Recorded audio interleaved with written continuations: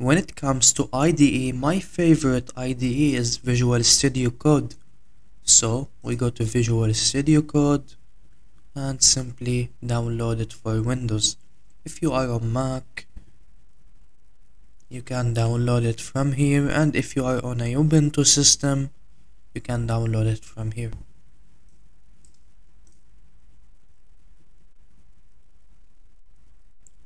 When download is done, we run the executable file, accept, next, and install. When the installation is done, open Visual Studio, go to extension, write down Python, and install the package. We wait for the package. After installing the package, now you can simply run Python scripts directly from the IDE.